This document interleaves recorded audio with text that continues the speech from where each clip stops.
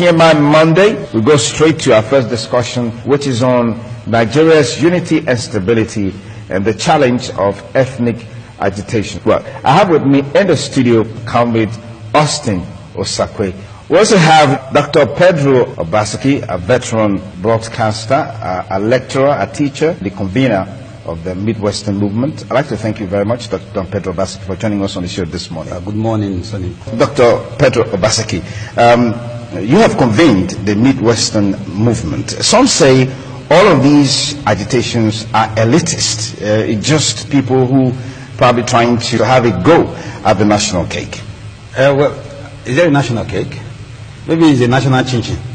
You know, be that as it may, anybody who does not see the existential nature of the threat that the nation faces now is playing ostrich. We in the Midwest movement is a pan-Edo Delta non-partisan platform made up of persons who are major players in both parties, made up of people who are professionals, people who are academicians, people who are retired army generals, young people. Increasingly, we are getting tremendous, humongous attention from the youth segment of the polity. The Midwest territorial area is the most maligned in this clamor for ethnic nationalism. Most maligned in the sense that it is a pity that history has been unfair to us. We are the only part of Nigeria that was duly and constitutionally created. The 1960, 1963, 1979, and the 1999, which are the 4 functional constitutions we've had as a nation, made it clear that before you can delineate or create any federating unit, you must have a referendum. Only the Midwest, or the present areas of Edo and Delta, that was created via a referendum or a plebiscite on the 13th of July 1963, where 89.01% of the people who live in these 12 tribes, from Akoko Edo to Patani, all voted 89.01% yes to be created. Every other state created in Nigeria, or even the 3 original regions that were created at independence, were done by fiat. They were legislated away by a band of persons sitting in their parlor. We don't even know whether they drink paraga. And they just created states. And much later, at the nick of the Nigerian Civil War in July 1967, go on, by fiat, broke the country into 12 states. So the Midwest, that used to be 1 out of 4 regions, became 1 out of 12. Now we became 1/19 by the fiat of General Murtala Ramat Muhammad. He just changed the name, which was also illegally done, and changed it from Midwest to Bender, which was an aggregation of Guinea Delta. And in 1987, it was changed to 21 states by Babangida. We became 1/21. Until 1991, when Babangida split it into 30 states, we became 1/15. Abacha split it into 36 states and created, and then we have 2 states, which is 2/36, which is equal to 1/18. So we are actually the most maligned part of this country. In 1966, January 14th, that is just the day before the coup, the northern region was 1 entity, the Midwest was 1 entity, and by the fiat of today, there are 19 states in the north.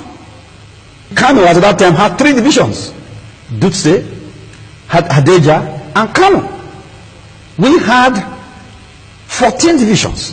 Today, Edo and Delta combined is 39 local government areas. While Kano State has been split into Kano and Jigawa, and together they aggregate 73 local government areas. So the degree of marginalization, the degree of encroaching on the very psyche of the Edo and Delta nation cannot be wished away. So what we have decided to do, why we formed the Midwest movement, was they were drawing their maps all over the place.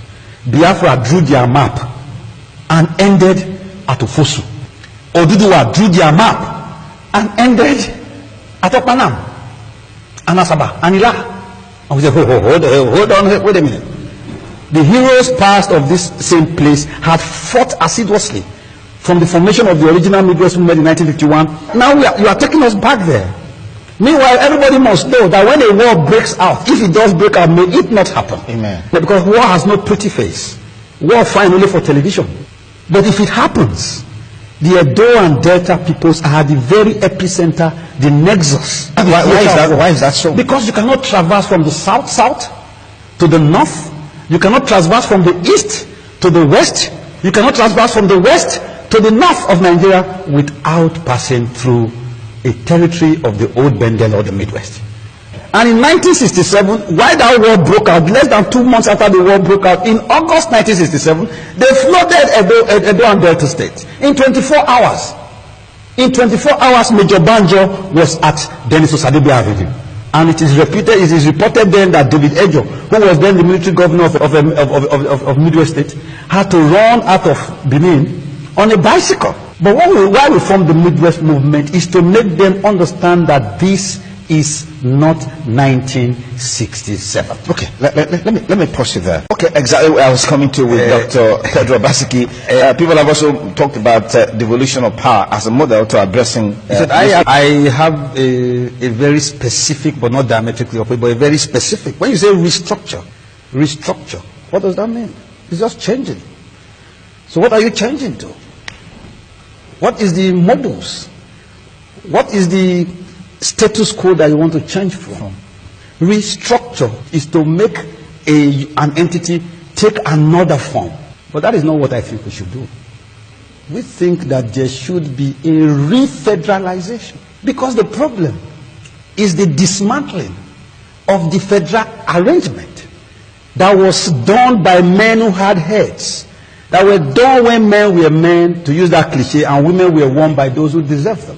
From the 1948 Constitution of the Richards Constitution, through the Mafaxin Constitution, through the Independence Constitution, Nigerians sat at tables.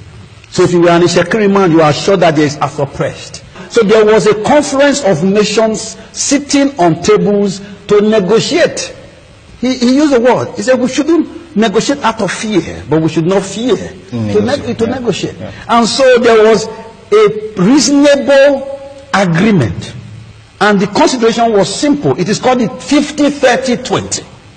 The 50-30-20, all Nigerians must know today, is the original federal arrangement where the constituent region or the federating unit holds on to 50% of the total resources, earnings, accruables coming from it, both internally generated and other sources of revenue, including the natural resources.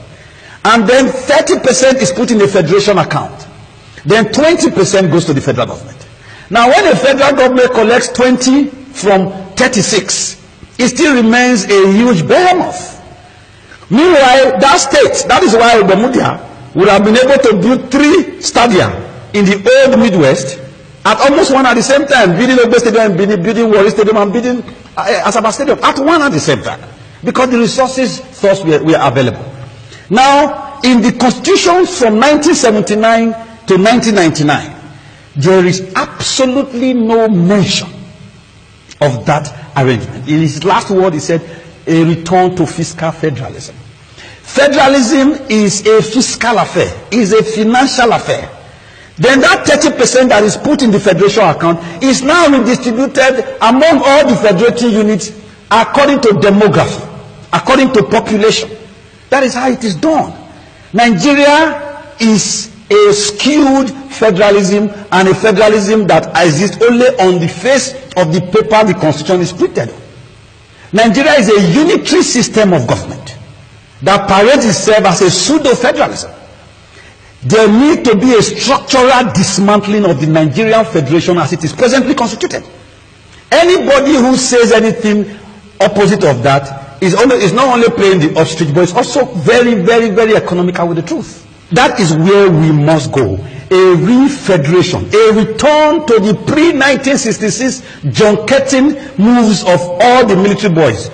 So, but those set of people whom we had such skewed ideas over, sat and over time between 1966 and then first 1979 and later from 1983 to 1999 dismantled the very fabric upon which this nation was built.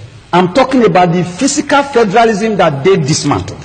So today they give us 30% derivation. Derivation for what? It is like stealing a man's property and then allowing him to peep at that property through the window. That is what it is. So number 2, when you balkanize the country, I remember when they were fighting for state creation, Obafemi Awolowo said, once you start creating states, until my village Ikene becomes a state, we won't stop. So what we have now are states that are totally unviable. States that are beggar states. Isn't that akin to all of these ethnic agitations that you're finding? No, because isn't that akin to it? No, the creation of states or the agitation for states. There is a structural defect ab initio. Because people agitate for those things as a result of the perception of marginalization. Let me give you an example of this Midwest. The Beninese and the Urhobos were the majority in that entity. But there was a fine arrangement that did not disrupt the cosmic balance of the Midwest of Bendel by ceding to the Anioma, to a man from Oshimili, Dennis Chukwudi Osadebe, as prime minister, as premier, as the executive officer of the state. But it was from a minority. And the deputy was John Ekpe Otobo from Isoko, another minority. When we came back in 1979, today, the Esan nation makes up 16 to 17% of Edo State. So in a larger state like Bendel, it was actually less than 7.8. But we conceded the governorship to the Esan nation. In Ambuzali, his deputy was Demas Akpore. Why the speaker was not Isuko Irobo Binio? The speaker was from a minority of a minority in Benson, Alebe, from Ola. What did that show you? That in the relationship between all these factors, they are built in a structure, within a superstructure, a mechanism that ensures the defense of minority rights. That is what is wrong with the Nigerian Federation. A system that is built whereby those who produce the wealth of the nation must become beggars, so as to continue to knock and kneel at the seat of those who are legislating away their future. That is where the problem is. There must be a structural dismantling so that we can sit together and return to the real federal arrangement, which was truncated on the early hours of the 15th of January 1966. Wait for the house to fall before you call the power again. Dr. I think the house has fallen. We are just, when I say the house has fallen, I mean, I say figuratively. Okay. You know, because a nation is a state of mind. A nation. Nigeria is a country. My passing short is actually to people from Edo and Delta. The reason is he spoke about leadership.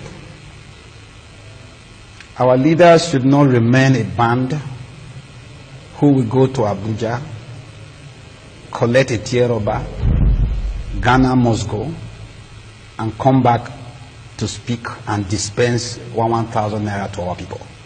Those days are gone. And that is why people like, I'm not scared. People like us are here now. We are going to knock on every door, on every floor, and talk to every face in every place. I'm happy that people like Austin are also in this polity, who are so passionate, because the power is in the passion. It is for the Edo nation and the Delta peoples to know that unless we speak up as 1/4, we will be forgotten on the dung heap of yesterday. Okay. And that is, finally, sorry sir, you know, we've been talking about South, Southeast, East, Northeast. Number 2, South, Southeast, Southwest are not constitutional arrangements. They were the mere mentioning of Alex Ekweme to create a political arrangement for the interaction between all the federative units, because there were too many. Yeah. Number 3, the immediate past president was born an Easterner. Jonathan was born in the Eastern region. The Midwest region is still out there like a kid naked. And finally, when Nigeria stopped its real federalism, the Edo and Delta peoples were negotiating and interfacing with Nigeria as 1/4. If we remain that way, we cannot go anywhere negotiating as 2/36. Thank you, gentlemen, for the thoughts that